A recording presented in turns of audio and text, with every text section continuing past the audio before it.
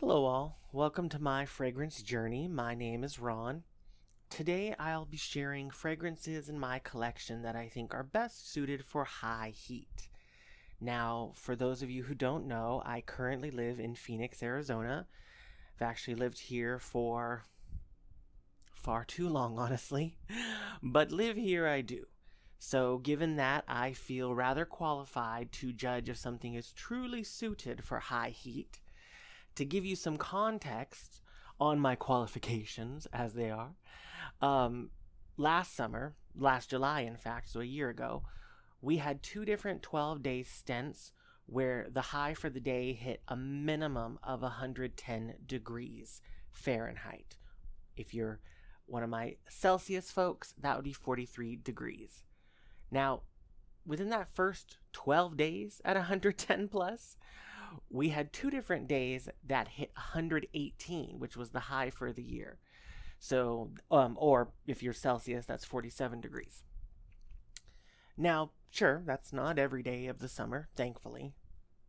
But in short, it gets hot, hot. And no, I'm not one of those folks that's, saying this to invalidate any of you feeling the burn in your respective homes across the world. If you're hot, you're hot, no matter the exact temperatures. I'm just sharing again so you understand where I'm coming from when I recommend these. And I will also add that because it tends to stay so warm through most of the year, I don't truly abide by only wearing the types of fragrances that I'll be sharing today. Um, you know, have I worn Youth Dew in 110 degrees? Absolutely, and I would again. The key in my mind is just, less about the type of fragrances in hot, hot weather. And for me, a lot of the time, it's the amount of said fragrance. A lot of fragrances that I might pile on during the, cooler months, I might stop at just one or two sprays, especially if, they're rather beastly. Because, yeah, there can be too much of a good thing, especially in the heat. But yeah, you can make it work, or at least I do. But anyway, that's not what this is really about. This is about the things that are traditionally fitting for this type of weather. Weather. The types of things, that, if you came to me and you said, hey, Ron, I'm visiting Satan's crotch, or, sorry, Phoenix. What should I wear? Well, these might be some to consider. So, straight from the top, let's just get this one over and done with, shall we? Of course, I was going to mention Green Tea by Elizabeth Arden. The perfumer is Francis Kurkdjian, and the key notes or accords are lemon, bergamot, and green tea. And yeah, I've banged on about this one more than once here, as have countless other people since I'm sure the dawn of YouTube perfume reviews. It's just that good, folks. Now, Fragrantica and other places will list a whole host of notes. However, you'll notice that I only called out a few. And that's just because, as far as my personal take, I really only distinctly get those few. That lemon, bergamot citrus thing, and then the green tea itself. Everything else just comes in as this sort of chic or spa type scent, as I tend to call it. You might think like hotel lobby. You might even think perhaps of like very simple yet refined skincare. Just beautiful, fresh, soft, but nondescript as it kind of weaves in and out of the more prominent notes. The overall is just very timeless, chic, fresh. Actually, I go as far as to say it's just properly refreshing, especially in the hot, hot weather. It's just glorious. Now, I know some folks can't get on with the longevity or lack thereof, and that's fair. While I also am someone who doesn't, feel that all fragrances need to last 12 plus hours, it can still be a bummer when something is giving you a solid 2 hours at best. Especially when, full price, this is around, I think, like $40 a bottle or so. But for this one, at least in my mind, it is worth it. Especially as I can, always find this on like a gray market site or something like FragranceNet for about $20 or so. Um, and I actually just treat it in my mind as more of like kind of a bougie body spray than as like necessarily a proper perfume. It's definitely one I don't mind reapplying. In fact, I rather look forward to it as I just find it so lovely. It's a nice little top up throughout the day. But yeah, I won't keep waxing poetic. But this is Green Tea by Elizabeth Arden. So up next, we've got White Citrus by Bath and Body Works. The key notes or chords are lemon zest, sparkling grapefruit, ginger flower, freesia petals, and clean woods. So with this one, I'll say that I did call out all of the notes and accords that they list just because I don't necessarily smell them all, but I just enjoy reading what they list because I enjoy how enthusiastic Bath and Body Works can be with their notes. And so with this fragrance, it's one that I've actually had in various forms throughout the years. I've had hand sanitizer, soap, all sorts of things. However, up until I think end of last year or so when I picked this up, I hadn't actually tried it in the fragrance mist. And while I find that Bath and Body Works is fairly consistent across the board, I will say that I find this one just slightly different in this form. I still think, if you've tried the others, you're not going to be too surprised if you hadn't tried this one. I just find it slightly sweeter.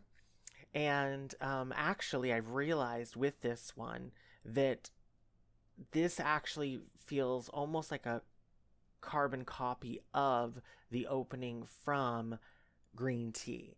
So none of the spa, none of the tea-ness, but just that very like citrus lemony blast at the beginning. I feel like White Citrus is really just that in a bottle with that extra little hint of sweetness, which isn't a bad thing.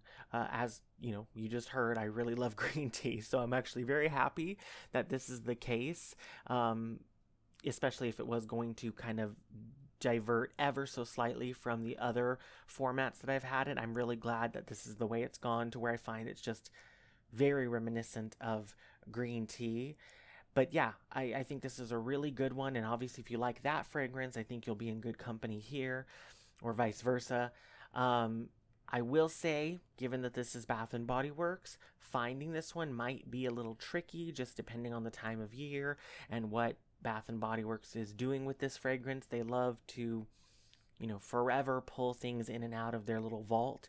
So I don't know if this one is currently available on their website or in their stores.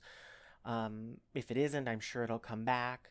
If you really find yourself chomping at the bit for it, I'm certain it would be available either on eBay or Mercari or maybe even Shop Goodwill.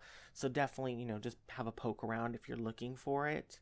But yeah, I think this is a really nice one, and one that I'm going to continue to love as things continue to heat up. So yeah, this is White Citrus by Bath and Body Works. So next up, we have Eau de Cologne Imperiale by Guerlain. The perfumer behind this is Pierre-François Pascal Guerlain, and this was actually created back in 1853. The key notes or accords are lemon, bergamot, petitgrain, and neroli. So citrus, citrus, citrus. This is one of my longtime favorites. I first got a bottle maybe 12 years ago or so, and for the first so many summers after, this was really the summer perfume for me. This is, again, clearly a citrus fragrance through and through. However, I find it not just citrusy, but beautifully simple. It really smells very specifically of fresh citrus leaves, particularly lime and lemon, that have been torn or crushed. Nothing more, nothing less. It's not sweet. It's just beautifully light and of citrus essence, but again, in that very green way. This is the kind of thing that makes me feel clean and, of course, fresh, even in the hot heat when the sweat is pouring down me. Yeah, it just feels very clean, which I very much want when I'm that hot. And this particular bottle, as you see, is pretty dang empty. It's been on its last legs for some time. You know, many fresh perfumes don't really hang on too long compared to their deeper counterparts, and this is nothing different there. Once I kind of got to about this point in the bottle, I just kind of let it sit for a little while, just kind of moving, on to other things and wearing other things. And so I kind of forgot about it, honestly, for a little bit. And when I went back to it so many months ago, it's definitely gone off. It's just not right. Luckily, it's only this very little bit that's left, and so I'm just keeping the bottle as one. I find the B bottles, of course, very pretty, but also I'm just using this as my visual reminder to eventually get back to it and get a fresh bottle, because this is definitely one I don't want to be without for too much longer. And yeah, it's, been around a long time, clearly, and I think that's for good reason. So yeah, this is Eau de Cologne Imperiale by Guerlain. Now we have got Turquatic by MAC. The key notes and accords are, and bear with me on this one, anim ani. I never feel confident when I say that, no matter how slowly I go. And then we've got lemon, lotus, orris, cottonwood, mineral water, and Corsican blue cedar. And so this is one that I have definitely mentioned a few times on here. I've also mentioned it on my Instagram. It's actually a fragrance that used to border, I'd say, becoming a signature scent, and definitely one that I've loved for at least 10 years now. It's just the best aquatic that I've tried to date. Now, I'll add that I don't try a lot of aquatics, not particularly on purpose. I just don't seem to get around to it much. But who knows, maybe partially because I do love this one so much. It's just, so gorgeous. As far as what I get, it's, aquatic from the beginning to the end. There are light touches of, I was going to say cedar. I mean, there is cedar in this, but to me, there are light touches of citrus, especially at the top. And when I really focus, I can get the florals, but it's kind of like green tea where it isn't too distinct. It's rather sort of just this kind of gauze that weaves in and around everything else.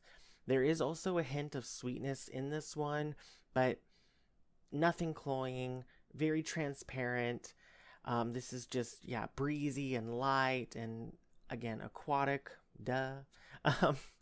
It's absolutely refreshing and truly just has this je ne sais quoi, as I often say. There's just something in it that I just find addictive. Now, this one is also a very light wear, like all the others I've shown. Far as time, this is definitely a step above green tea, but only just. So again, if that's like an issue for you, maybe keep that in mind. But also like green tea, and also like a lot of these, I don't mind reapplying because it's just such a lovely fragrance. I love getting that initial, burst and the journey with it over and over again. So yeah, this is Turquatic by MAC. Now on to Still by Jennifer Lopez. The perfumer behind this is Michelle Girard, and the key notes or accords, again, pulling from the ones that I particularly notice. We've got Earl Grey tea, apple, mandarin orange, lily of the valley, honeysuckle, rose, musk, and sandalwood. Now, I've mentioned before that I initially found this one a little bit like meh for me, and for a while I don't know if I really touched on exactly why, and I think that's because I didn't know how to explain it, and I think now I've kind of landed more in the area. So the opening just starts out weird for me. Not fully weird, but enough weird and not like good or expected weird. There's something in the tea note, at least that's what I think it is, that in addition to the tea, which is fine, lovely, great, it's like a tad inky or oily or something in between that, like pen ink and like vegetable oil or something. And it's not like super duper strong. Again, it doesn't like overtake the tea. It doesn't even actually last that long, maybe like 5-10 minutes, I don't know. But it's something that I caught every single time that I would use it, and it just threw me every single time. And so I kept being like, I don't know about this one. But once I, one, just learned to expect it, and two, realize that it wasn't, that lasting or anything, and then the rest of the fragrance is so gorgeous, now it doesn't really bother me. Like, yeah, I still don't love it, but, it's there and it's gone, and then I can just get on with a fragrance that is lovely for hours and hours after. So, what do I smell aside from that? Well, again, the tea, it's nice aside from that facet, and it lasts the whole time throughout. It's actually, I'd say, the strongest note for sure. With that, we've also got in the opening the apple, the mandarin orange, not super strongly, but enough. It kind of balances out the tea a little bit. And then pretty much right after, get the florals in there. Again, particularly the ones I mentioned, honeysuckle, rose,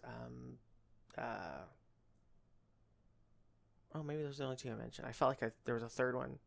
I think there's jasmine in those. Maybe it's a touch of the jasmine. But, Lily of the Valley. That was it. My brain. Lily of the Valley. So those three are the ones I particularly get. And, yeah, it's pretty much just that beginning and middle. The kind of base notes, I do get them a little bit, at least as far as the musk and sandalwood. But I wouldn't say that they factor in greatly, and I don't really get much of the others. It's pretty much the beginning and middle, and then that just stays pretty linear at that point. So after like the first maybe 10, 15, 20 minutes of this, once it's kind of like really settled in, it pretty much just hangs out that way for the rest of the time until it's, no longer noticeable. And I don't mind that. I think it's really nice, but it's just an interesting thing that I note with that. This one also actually gives sometimes just a little hint of an aquatic thing too. Not any way that I would say it's like truly an aquatic fragrance, or that I would even say that's like anything prominent. It's just almost like a wisp of it. Almost like they took the bottle past like a mister.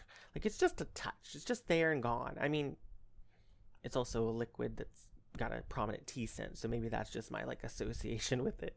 But yeah, it's just a little hair of aquaticness every now and then. But yeah, it's just really, really nice, really calming, really, also I'd say refreshing, but in, again, a very soothing way. Like this would be really good after your hot day. And maybe it's like, especially if you're the type who wears like an afternoon, evening, bedtime scent, this would just be that kind of like balm, that kind of, after sun treatment for your olfactory system. And yeah, I really like it. So this is Still by Jennifer Lopez. So finally, we have got Spray Tan by Snif. The key notes and accords, and I agree with all of them, are Manoi, carrot, tiger lily, banana flower, tanning oil, and Tahitian vanilla. So this one is definitely a gourmand, especially in comparison to all the others. I mean, it's a gourmand anyway, but definitely compared to the others, with obviously Still has tea and all that. Green tea has tea, obviously. But no, this one's the gourmand. Now, even with the vanilla, even with it definitely being a gourmand, it's not something where you're going to have like cake melting in the sun type vibe. The tropical florals, the tanning oil accord, those all keep it out of being too far in this category. It doesn't come off as a baked good. And that's even with it also being decidedly sweet. I wouldn't say it's cloying. It doesn't even really bridge that for me or approach that for me. But it definitely, is a sweet, gourmand, vanillic, tanning oil, tropical fragrance. So I guess kind of in contrast to a lot of tanning oil fragrances that go very, very coconut, this goes vanilla. And I think that's fun. I think that's a little bit different to what we normally see or what I normally see. And I really enjoy it, especially in this body spray format. I think being a lighter application, being something that isn't going to like stick on you in a really heavy way. That's what all kind of makes this work for high heat. Now, that all being said, and even, yes, maybe in contrast to some of what I said before with like green tea being my like bougie body spray that's, pretending it's a full-fledged perfume, this one I don't like. I wouldn't pay full price, is what I'm getting at. Just because, even though this is a bit of a play on a typical tanning oil type fragrance and maybe stuff that we would always see for these types of summer scents, it's still not so far removed from classic summer scents that you can't just go find this, basically anywhere, or maybe layer it with another vanilla or something. I don't think this commands a $30 price tag. Let me just say that. And I love Snif, yes I do, but no, like, and I didn't pay $30. They have a little loyalty program thing that I seemingly always have points on from something, probably because I shop there too much. And so I was able to get this one for like $10 out the door.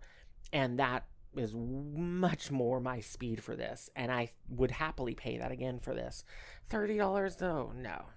So I will say, if it does sound cool, it does sound good, definitely wait for a sale or see, they've always got some sort of offer going. You can always get like 25% off if you look around. Maybe go that route. But yeah, otherwise, aside from the price caveat there, I do think this is really lovely. And again, really works in the high heat. So that is Spray Tan by Snif. And so that's it. That's all.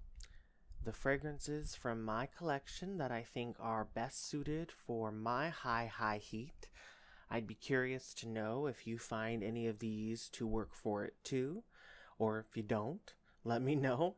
And of course, anything else that you'd recommend for this type of weather, please share it all below. And again, trying to be the good little YouTuber, so I'll be asking that if you did enjoy the video at all, if you might consider subscribing. But anywho, as always, I thank you for joining me on my fragrance journey. I hope you're having a great rest of your day. Take care, and I'll see you on the next one. Bye.